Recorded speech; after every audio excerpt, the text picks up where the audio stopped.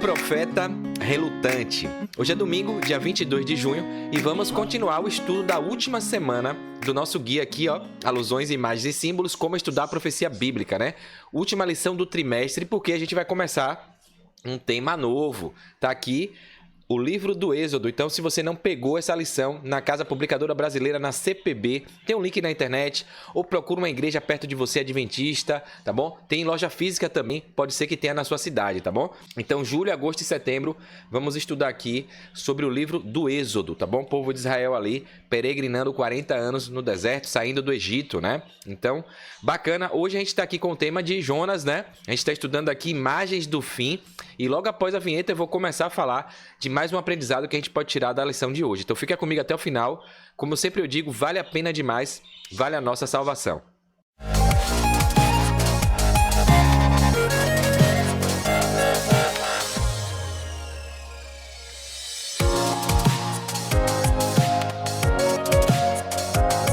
Bem, vamos lá então, né? Compartilhando aqui a telinha, os slides com você, sempre mandando um alô pra galera que tá acompanhando a gente aqui, os irmãos e irmãs aí, né? Tem a Cláudia Santos aqui, parabéns, irmão, pela explicação da lição, obrigado, Deus seja louvado. O Marcos Roberto tá sempre comentando, acompanhando aqui. Maranata, o Senhor logo vem, amém. A Nath Cavalcante, sua família ali na Ilha do Amor, estou ouvindo, né? Bacana. Maria José Bezerra também. Boa noite, ela falou, postando aqui nos vídeos de ontem, né? Então, Deus abençoe vocês, obrigado por acompanhar aqui. E se puder, compartilha para os irmãos da igreja, leva essa mensagem para mais pessoas, inclusive para gente que não é cristã, que não é adventista, para que as pessoas possam estudar mais a palavra de Deus, né? A gente está vendo aqui o guia, que é um guia sistemático da Bíblia, da palavra de Deus, porque às vezes as pessoas leem e não entendem, né? Acha difícil. Então, o guia ajuda a gente a aprender de forma mais simples, mais fácil, tá bom? Então, a gente está estudando essa semana Imagens do Fim, é a última semana, lição 13, tá bom? O profeta relutante é o tema de hoje. A gente vai falar ainda aí de Jonas. Fizemos uma introdução ontem, tá aqui o card aqui, sábado, a introdução da semana. Então passa aí, dá uma olhada, tá bom? Tá na descrição, nos comentários também o link para você assistir esse vídeo aí. Aqui a gente tem um verso para memorizar, que foi o verso áureo que a gente mostrou ontem. Imagens aqui do Infolição. Jonas respondeu, eu sou hebreu e temo o Senhor, o Deus do céu, que fez o mar e a terra. Isso está em Jonas, capítulo 1, no verso 9. No estudo de hoje a gente vai ver que contexto foi esse aqui que Jonas falou isso, né? Então a gente vai ver aqui e tirar um aprendizado disso aí. O professor Gilberto Brasiliano, que eu pego o estudo dele também, lição fácil, é muito bacana, ele faz uma introdução bem legal. Ele coloca aqui, ó, o profeta severo e relutante.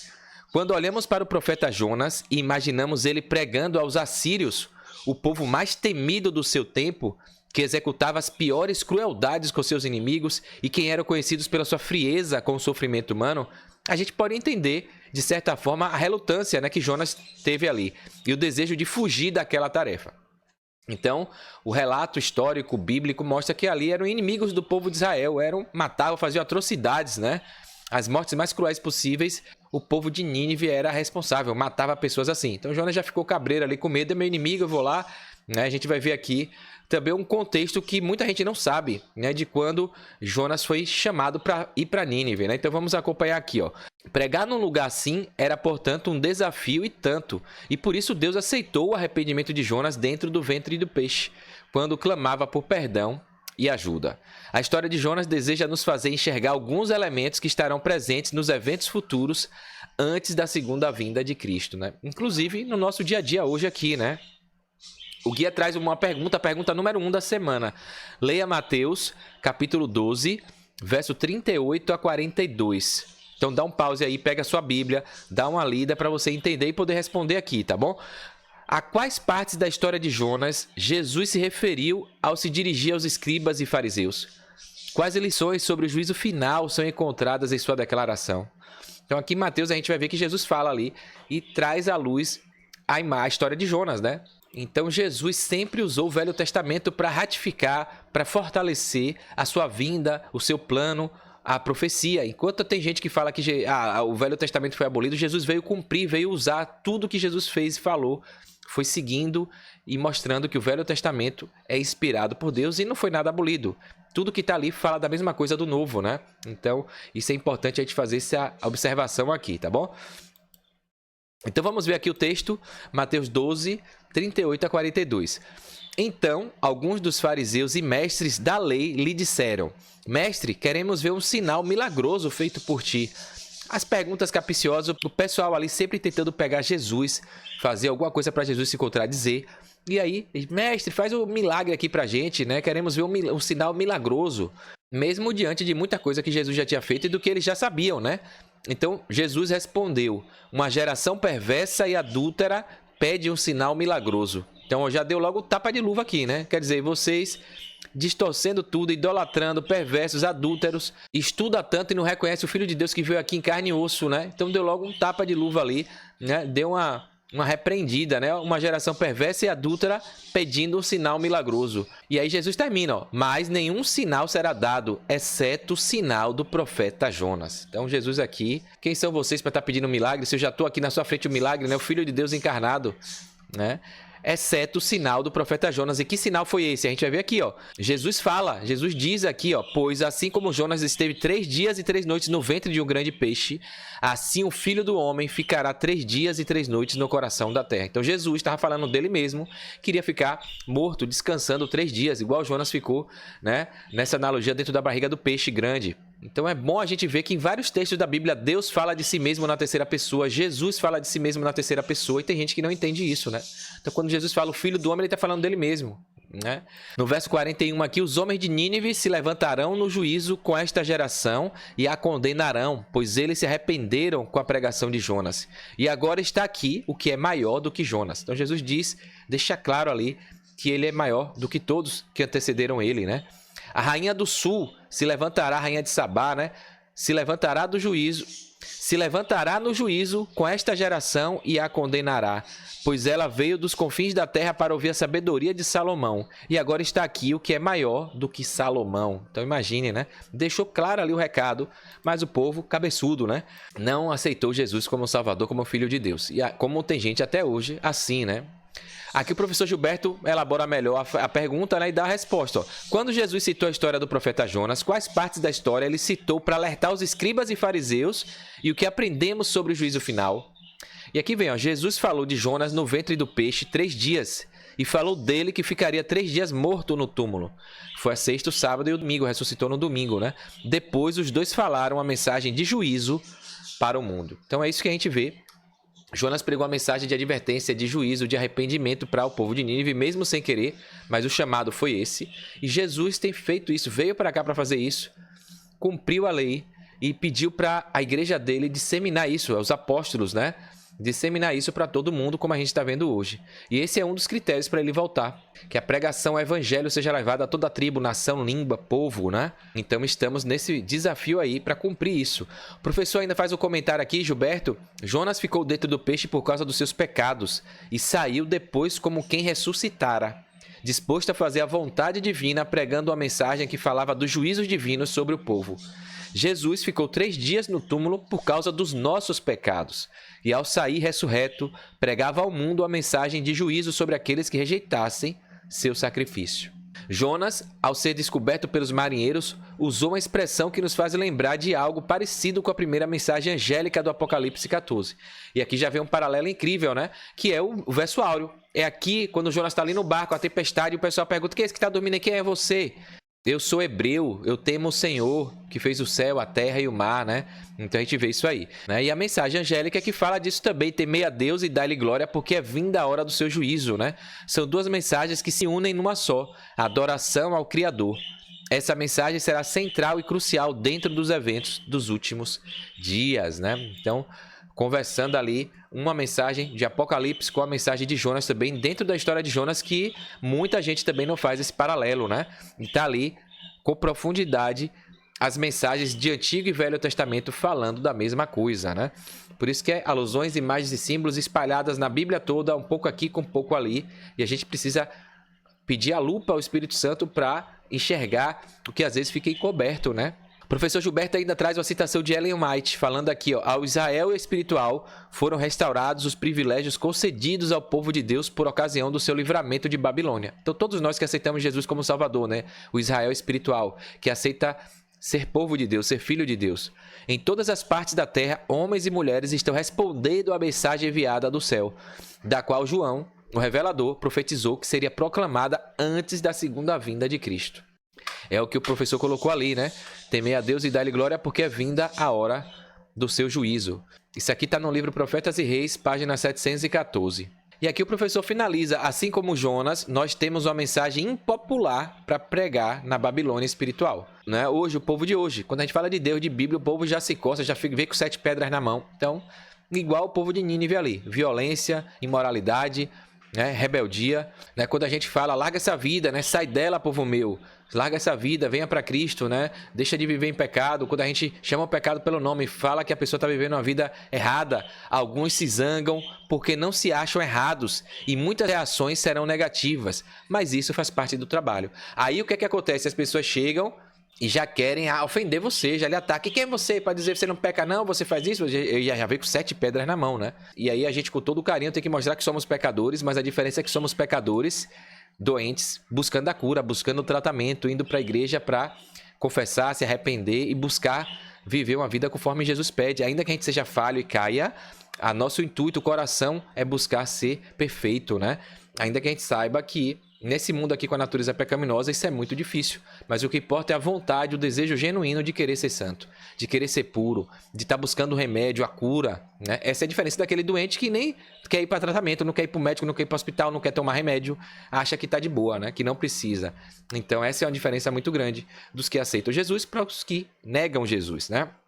Aqui o guia coloca aqui, para a gente compartilhar aqui, ó, algumas coisas que eu marquei, ó. Jesus declarou que era maior que Jonas, ele sabia que vir ao mundo envolveria a cruz, e ainda assim ele veio buscar e salvar o perdido, como está em Lucas 19, no verso 10. Então, mesmo que a gente receba pedrada, né, que as pessoas se ofendam, a gente, mesmo com jeitinho, por melhor que a gente fale, as pessoas vão distorcer e faz parte, vão querer sacrificar a gente. Faz parte, né? Nosso intuito é pregar a mensagem, né? Ter coragem. O autor coloca uma coisa interessante aqui. Há um momento importante na história que pode apontar para o movimento remanescente dos últimos dias, nessa história de Jonas. Ao ser questionado sobre quem ele era, Jonas responde: eu sou hebreu e temo o Senhor, o Deus do céu que fez o mar e a terra. Está em Jonas 1,9, que é o nosso verso para memorizar, o verso áureo. A gente viu ali que Pedro negou a Cristo, né? Você que era o que estava... Quem é você? Você não é aquele que estava com Jesus? Não, negou 3 vezes. O galo cantou, ele aí viu a besteira que ele fez. E a gente vai ser chamado a dizer a nossa identidade, quem nós somos. Hoje nós estamos sendo chamados para isso, para testemunhar. Os remanescentes são os que guardam os mandamentos de Deus e testemunham, e que falam assim: eu sou de Jesus, né? Eu sou seguidor dele. Porque o mundo vai fazer de tudo, a mídia, a influência, os famosos, vão fazer de tudo para a gente negar Cristo, né? E aqui Jonas chega ali no barco e fala: eu sou hebreu, né? Temo o Senhor, o Deus do céu que fez o mar e a terra, né? Ele é meu criador, criador do universo. Então fica essa mensagem aí para a gente não agir como Pedro ali, que negou 3 vezes, né? Mas agir como Jonas aqui, que mesmo sendo falho por um lado, aqui ele decidiu assumir a sua identidade de seguidor, servo de Deus, né? Uma declaração muito parecida com a mensagem do primeiro anjo, Apocalipse 14, 7. A gente viu isso também. Outra coisa aqui, primeira mensagem angélica falando ali da mensagem que deve ser pregada, resgatando e restaurando a adoração ao Criador. E a gente sabe do selo, do 4º mandamento, que também traz essa menção de Deus, o Criador do céu, da terra e do mar, né? E a gente vê que o dia da besta, a marca da besta, a imagem da besta vai ser antagônico a isso tudo, tá? De fato, a ênfase de Jonas no Senhor, como aquele que fez o mar e a terra, obviamente aponta para Jesus como um Criador. Esse fato é fundamental para o motivo pelo qual devemos adorá-lo, e a adoração é central para os eventos dos últimos dias. Então a gente já falou isso aqui. Tudo se resume em adoração. O grande conflito, o conflito cósmico de Deus e Satanás é sobre adoração. Uns vão adorar o que Deus pede, adorar Deus, seguir o que Deus pede, outros vão adorar a si mesmos, né, como autossuficientes, seguindo o diabo, né, que é orgulhoso, que é prepotente, que é arrogante, que quis ser Deus, né, e que faz o ser humano ser assim também, né? Então, outros vão adorar diretamente o diabo, mas outros vão achar que estão adorando a Deus, na verdade, buscando suas próprias conveniências, né? Ou seja, adorando a si mesmos, e também vão estar do lado de Satanás, né? E aqui o autor, mais uma vez, reafirma aquele desafio nosso de pregar a mensagem, chamando as pessoas para o arrependimento, e o autor coloca aqui, ó, a gente indica que essas pessoas devem se arrepender, falando uma mensagem que quase sempre provoca reações negativas de muita gente, mesmo quando transmitida de maneira mais gentil possível. Quem de nós, ao testemunhar, não recebeu respostas negativas ou mesmo hostis? precisamos entender que isso faz parte do trabalho, né? Então a gente vê aqui vários exemplos, vários fundos morais aqui, tanto para a gente entender a receptividade da mensagem por parte dos gentios, dos ímpios, dos rebeldes, dos desobedientes. A gente vê também até de Jonas, né? O auxiliar aqui fala disso. O povo de Israel ali, que Deus chama imperfeitos, né? Não precisa estar perfeito para fazer a obra. A gente viu aqui Isaías ali, quem sou eu? Eu tô aqui de lábio impuro, vivendo num povo de iniquidade impuro. Aí o anjo vai lá e purifica ele com a brasa no lábio dele, toca o lábio dele. E aqui a gente vai ver aqui, o auxiliar do professor fala isso. O povo de Israel, esse momento que Deus chama Jonas, o povo de Israel estava ali num momento de infidelidade, de rebeldia, de idolatria. E Jonas, inclusive, foi chamado, a gente vai ver aqui, o perfil dele, ele estava precisando ser lapidado, né? Ele fugiu, ele fez um monte de besteira aqui. E mesmo assim a obra foi feita, né? Ou seja, não é o nosso exemplo, porque o exemplo tem que ser Cristo, né? Não é capacitação nossa, habilidade nossa, é Deus, Jesus, o Espírito Santo que nos usa para fazer, ainda que a gente seja imperfeito. Então olha isso aqui, presta atenção nesse texto aqui auxiliar, que é muito interessante. O profeta Jonas, enviado como missionário israelita ao povo de Nínive, narra a história de seu sucesso e fracasso. Deus o convocou a deixar Gat-Hefé, né, o lugar ali, está escrito isso em 2 Reis 14:25, uma pequena cidade no norte do antigo Israel, durante o reinado de Jeroboão II, no 8º século a.C., né? Então, ali por volta do ano 785 a.C. Esse período é descrito no livro de Reis como um tempo difícil para Israel, cuja infidelidade provocou a ira de Deus contra eles, como está no livro de 2 Reis 13, verso 3. Então, deixa claro aqui, momento de infidelidade do povo de Israel, Deus irado, contudo, o Senhor ainda não havia falado em apagar o nome de Israel da face da terra. Em vez disso, Deus os salvou do inimigo, como está em 2 Reis 14, 27. E aí é nesse momento, ironicamente, para uns, né, foi durante esse tempo específico em que Israel estava infiel, que Deus chamou Jonas para ir a Nínive, a fim de pregar aos seus cidadãos e exortá-los a se arrependerem, né? Então aqui a gente vê o seguinte, o que é que eu enxergo disso aqui? Mesmo infiéis, incapazes, falhos, Deus nos usa. E segundo, ele nos usa porque ele quer lapidar a gente. Então Jonas precisava ser lapidado, estava ali com sentimento zero pela humanidade, enquanto profeta, representante, porta-voz de Deus, provavelmente estava sendo contaminado pela infidelidade do povo, né? Desanimado. Então Deus chama ele. Deus é onisciente, sabia que ele ia fugir, que ele ia fazer um monte de coisa, mas ele foi lapidado. Deus precisou trabalhar o coração dele para ele voltar a ser o que ele deveria ser, né? Então ele foge, depois vem, aí pede, não quer salvar ninguém, depois fica com raiva, a gente vai ver aqui porque Deus perdoou as pessoas. Então veja, né? Que servo de Deus é esse? Então quem precisava na verdade ser salvo ali foi Jonas, mais do que o povo de Nínive foi Jonas, era o povo de Israel e ele como representante espiritual do povo, como profeta, né? Como estava ali distante, e Deus com sua imensa sabedoria, digamos assim como tem o ditado, mata 2 coelhos com a porrada só, salva o povo de Nínive e salva o profeta, né? Salva o povo de Israel, né? É como eu digo, então Deus se te chama para uma missão e você acha que você é indigno, que você não tem capacidade, na verdade é porque ele quer te lapidar, né? Então a melhor forma de aprender é ensinando. E foi isso que Jonas foi fazer em Nínive, foi ensinar, né? E mesmo aos trampos e barrancos, mas ele viu quem era Deus, né? Aqui o livro de Jonas fala o seguinte, ó, nos conta que toda a cidade se arrependeu. Olha, deveria ser alegria, motivo de alegria, mas olha o que diz aqui, para seu profundo desânimo. Então veja como estava, né? Os sentimentos, a mentalidade totalmente distorcida do profeta. Jonas ficou tão chateado com o chamado de Deus para a missão que se recusou a obedecer. Em vez de viajar para o norte, para Nínive, como Deus pedira e instruiu, né? Jonas escolheu viajar para o sul, para Jope, e então embarcou para Tarsis, né? Foi para bem longe. O livro de Jonas nos conta, então, como o profeta acabou na barriga de um grande peixe, né? Com aquela coisa toda no barco, tá na tempestade, me jogue no mar, ele aí se jogou, o pessoal jogou ele no mar, a tempestade parou, o grande peixe veio e engoliu, né? Depois vomitou Jonas em terra seca. Jonas 2:10, né? Jonas é lembrado como o profeta que foi engolido por um grande peixe porque se recusou a avisar a cidade de Nínive sobre o juízo de Deus. Ironicamente também, a linguagem cuneiforme do povo de Nínive preservou a memória dessa maravilha, né? A gente vê que o deus ali de Nínive era um deus peixe, né? Um homem cabeça de peixe, imagina, né? Outra coisa, a representação cuneiforme do nome de Nínive significava peixe grande na cidade. É como se o próprio nome da cidade sugerisse até onde Deus, decepcionado com seu próprio povo, iria para salvar uma nação gentílica que fosse mais receptiva à sua misericórdia, né? Então Deus sabe de tudo. Usou até da própria cultura do povo para enxergar Jonas ali como um profeta ou mensageiro, né? Então é muito forte isso. O Deus que eles acreditavam aqui era um Deus peixe que trazia mensagens do mar, né? E aí Jonas chega jogado na região ali perto, né? Pelo peixe, e vem a história, né? É de interesse adicional notar que a mesma cidade de Nínive foi novamente visitada 150 anos depois, né? 630 anos antes de Cristo, pelo profeta Naum, que entregou então uma mensagem de condenação aos seus cidadãos por causa da sua maldade. Esses casos são ilustrações perfeitas de como Deus lida com seu povo e com as nações. Neles vemos claramente como Deus estende graça aos pecadores e como ainda os pune por seus pecados não abandonados. Aqui fica claro que uma vez salvo não é salvo para sempre, não. Jonas foi, o povo achou graça, mas depois o povo, como de costume, né, se rebela, idolatra, desobedece, entra em pecado de novo. E aí foi outro profeta lá, mas dessa vez teve condenação, né? Então a vida do cristão é uma jornada que tem que estar sempre, é igual a tomar banho. Todo dia a gente se suja, tem que tomar banho de novo. Então a gente é salvo diariamente, a gente é salvo pela graça, mas a gente precisa estar em comunhão e exercendo as nossas ações, pensamentos, obras, todo dia buscando seguir a Cristo, ser obediente à lei. Por quê? As obras podem condenar a gente, né? Se a gente deixar de fazer o que Deus pede, né? E para finalizar, vamos ver aqui o comentário de Ellen White. Ela coloca aqui uma lição pra gente, né? A lição é para os mensageiros de Deus hoje.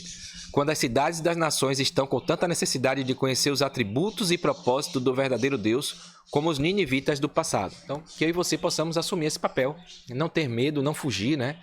Os embaixadores de Cristo devem mostrar para as pessoas o mundo mais nobre, que tem sido em grande parte perdido de vista. De acordo com os ensinamentos das Sagradas Escrituras, a única cidade que permanece é aquela cujo arquiteto e construtor é Deus. Com os olhos da fé, os seres humanos podem contemplar o limiar do céu, iluminado com a glória do Deus vivo. E por intermédio de seus servos ministradores, eu e você, né, que aceitou Jesus, o Senhor Jesus está convidando as pessoas a se empenharem com santificada ambição no sentido de assegurarem a herança imortal, de buscar ser salvo, né? Fome e sede de salvação, de vida eterna. Ellen White coloca aqui, ó, Jonas revelou que estimava mais a sua reputação do que as pessoas daquela cidade condenada. Então veja como estava o coração dele, né? Ele temia ser considerado um falso profeta, mas na verdade já estava sendo, né? O povo ali, como a gente viu, vivia já em iniquidade, o povo de Israel. E essa demonstração da falta de amor, da frieza, já era isso, né? O afastamento de Deus. A compaixão divina para com o povo arrependido deixou Jonas muito aborrecido e com raiva. Ele orou ao Senhor e disse, Senhor, não foi isso que eu disse, estando ainda na minha terra?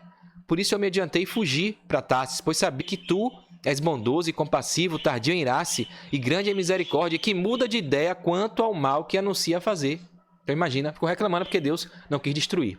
Quando Jonas viu o Senhor exercendo compaixão ao poupar a cidade ímpia, deveria ter cooperado com Deus em seu desígnio misericordioso, mas ele perdeu o interesse nas pessoas. Que Deus tenha misericórdia da gente e que a gente não haja assim, né? Querendo destruição para os outros. Quando a gente vê o errado, o drogado, o criminoso, o corrupto, a gente já deseja o mal, né?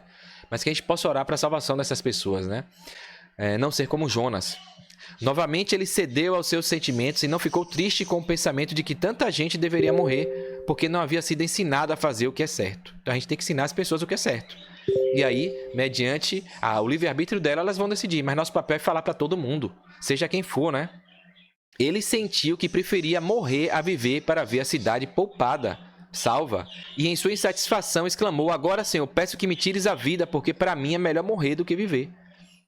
Então imagina, né? Totalmente contrário ao que Moisés fez, né? No povo tem uma hora em Êxodo que Moisés chega ali. A gente vai estudar na lição que vem, né? Êxodo. Moisés chega e fala, Senhor, o Senhor vai destruir o povo aqui. O povo está aqui para variar Israel de novo ali, né? E Moisés fala, não, me mate, tire a minha vida, né? Tire meu nome do livro da vida aí. Me mate no lugar deles. Olha a diferença, né? Da compaixão, do amor, da intercessão pelo próximo, né? Moisés ela pede para ser morto para Deus salvar o povo. Aqui Jonas pede para ser morto porque Deus salvou. Imagine, né? Tipo assim, não, como é que você salva? Me mate aí, não merece estar vivo não para ver isso aí. Esse absurdo, essa incoerência, achando que Deus é incoerente. Mas Deus é amor, Ele quer salvar todos, né? Então, forte isso aqui, né? Que a gente possa entender os exemplos bíblicos, né? Pra gente escolher quem a gente deve seguir, né? Porque a Bíblia está repleta de casos, histórias, exemplos pra gente justamente enxergar que nem todo mundo é perfeito, né? O povo que Deus escolheu, os discípulos, cada um tinha sua falha, seu problema, seu pecado. Mas se permitindo ser usado como instrumento, Deus faz a obra, inclusive na vida da gente, né? De quem está sendo ali o instrumento, tá bom? Então é isso. Se você gostou, curta, comenta aqui, se inscreve aqui no canal, clica no sininho, porque fazendo isso você vai receber aviso, notificação, sempre que eu postar um vídeo novo, e você vai ajudar esse conteúdo a chegar mais longe, a alcançar outras pessoas, tá bom? Então é isso. Aguardo você no próximo estudo amanhã. Um forte abraço, sucesso e fique com Deus.